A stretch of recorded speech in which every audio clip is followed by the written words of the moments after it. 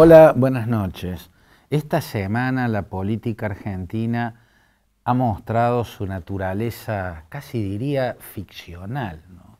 Surrealista. Parece que hemos vivido en la trama de una novela política escrita por García Márquez o por Salman Rushdie, ¿no? Desde la frondosidad imaginativa del realismo mágico, ese género literario donde la realidad y la ficción conviven de una forma increíble. Bueno, eso ha sido la Argentina política de estos días, lo inesperado, permanentemente saltando ante nosotros y generando verdaderos sismos en el escenario político, terremotos, tembladerales políticos, que todavía no se sabe qué es lo que va a quedar en pie, qué es lo que van a dejar en pie estos tembladerales, qué cosas se derrumbarán y qué cosas crecerán, tal vez algunas muy novedosas, hasta inesperadas. Por cierto, la semana empieza con un domingo electoral donde quien había salido tercero en las PASO salió primero en esta elección. Fíjense ya qué rueda extraña esta que va girando. El que estaba tercero en todas las encuestas previas a las PASO salió primero en esas primarias abiertas y simultáneas. Y quien salió tercero en esas primarias ahora es el que salió primero. Todo el tiempo están ocurriendo hechos que parecen tomarnos por sorpresa, pero desembocaron en los primeros días de esta semana en un tembladeral que plantean el interrogante: ¿qué es lo que va a quedar en pie? ¿Qué es lo que se va a derrumbar? ¿Qué es lo que va a irrumpir en el escenario? Todo puede ser novedoso. El escenario político argentino parece una novela política escrita por García Márquez o por Salman Rushdie. Esto es realismo mágico, ¿no? ¿Qué fue lo que hizo Patricia Bullrich siguiendo el dictat de Mauricio Macri? ¿Qué fue lo que hizo? Yo ante ese acontecimiento tuve una primera imagen, casi una metáfora de lo que eso implicaba, y luego una segunda imagen, que no reemplaza a la primera, que tal vez convive, coexiste con la primera. La primera imagen que se me vino, la primera metáfora de lo que me parecía estar viendo, es un harakiri de Juntos por el Cambio con la motosierra de Javier Milei. Patricia Bullrich, al anunciar a tan pocas horas de su derrota en la primera vuelta que se aliaba a Javier Milei, parecía estar haciéndole un harakiri a Juntos por el Cambio con la motosierra de Javier Milei. Ya de por sí era una escena con rasgos desopilantes y con interrogantes gigantescos. Eso fue lo que Mauricio Macri le indicó que hiciera, y eso es lo que ella hizo. Pero a renglón seguido, viendo el devenir de las cosas, me irrumpió otra imagen, otra metáfora de lo que me parece está sucediendo. Esa imagen es la del caballo de Troya, ¿no? El caballo de Troya es un símbolo de un infiltrarse en tal lugar parapetados, escondidos, adentro de algo que lleva a un engaño. El caballo de Troya fue la estrategia con que los atenienses pudieron penetrar la barrera defensiva de la ciudad de Troya, la que no estaban pudiendo derribar desde afuera. La penetraron con un engaño, con un ardid. La cuestión es que, ¿qué hay en ese caballo de Troya? Bueno, el caballo de Troya sería Javier Milei, y quien armó ese caballo de Troya y metió su gente adentro, incluido él mismo, sería Mauricio Macri. Daría la impresión de que un sector del PRO, posiblemente mayoritario y encolumnado bajo el liderazgo de Macri y de Patricia Bullrich, han planteado que deben usar a La Libertad Avanza como un caballo de Troya para llegar a donde no han podido llegar todo este tiempo. Creían que les iba a ser fácil, como a Agamenón le parecía que iba a ser muy fácil vencer a los troyanos, pero después encontraron que quedaron terceros en la cola y quedaron afuera del balotaje, de la disputa final. Entonces, para lograr lo que no lograron en las urnas, se convierten en infiltrados, ¿no? Entonces, la idea del caballo de Troya es usar a Milei para entrar al poder a donde no estaban llegando. No deja de ser un planteo inteligente, por cierto, moralmente muy cuestionable.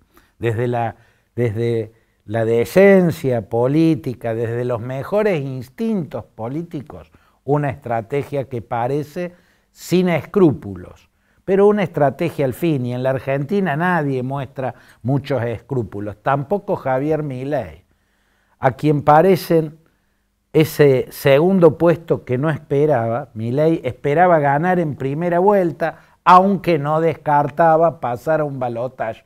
Lo que nunca esperaba es que en vez de salir primero en la primera vuelta, podía salir segundo con Sergio Massa, venciéndolo. Sergio Massa, el ministro de Economía que maneja una economía con inflación de 3 dígitos y con pobreza en crecimiento. To choose between anger and fear fue el título de The Washington Post. Los argentinos tuvieron que elegir entre la ira y el miedo. Y ganó el miedo. A la primera vuelta la ganó el miedo. ¿Se revertirá en la segunda vuelta y ganará esta vez la ira? Bueno, la ira es el caballo de Troya que habría armado Mauricio Macri. Este tembladeral posiblemente derrumbe a Juntos por el Cambio. Quizás siga existiendo, pero muy reducido. Quizás el PRO deje de existir. A mí, personalmente, me cuesta imaginar que dirigentes como Rogelio Frigerio, ganador de la elección en Entre Ríos, o como Rodríguez Larreta, o como Emilio Monzó, me parece casi imposible que vayan a permanecer en el PRO si el PRO se hace una alianza con La Libertad Avanza, con Javier Milei, que es una expresión ultraconservadora que ha irradiado violencia política e histeria política en sobredosis. Que siendo eso un ultraconservadurismo que irradia violencia política y genera estados catatónicos de histeria en la sociedad y en la política argentina, se alíen a muchos dirigentes moderados del PRO que los tiene, bueno, los va a hacer posiblemente dar un paso al costado. El PRO no va a ser lo que era después de este proceso electoral y Juntos por el Cambio no va a ser lo que era después de este proceso electoral. La gran pregunta es si la estrategia del caballo de Troya, en caso de que esa fuera la estrategia, yo lo que estoy planteando es una hipótesis mía, la pregunta es si va a dar resultado o si va a desembocar en otro fracaso.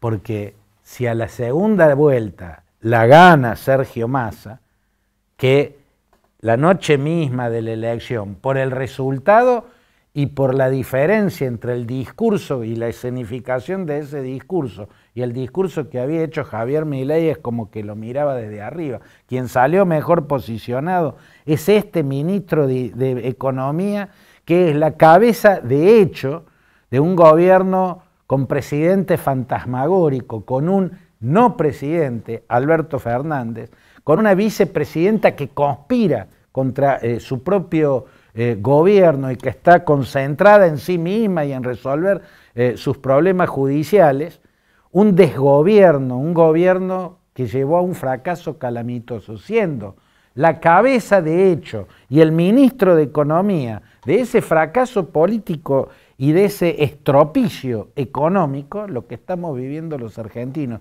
Que haya podido ganar la primera vuelta, bueno, muestra que realmente Massa tiene una inteligencia, como se dice, fuma bajo el agua, fuma bajo el agua. Entonces no se puede ganar, descartar que gane Massa el balotaje, para nada.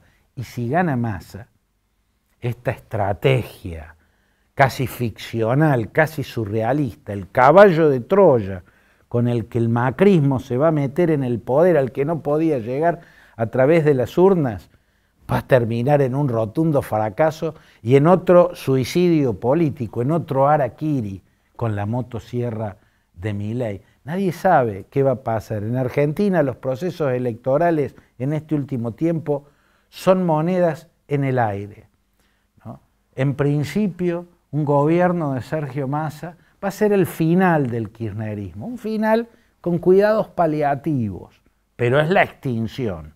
No hay vida en el masismo para el kirchnerismo, solo hay cuidados paliativos.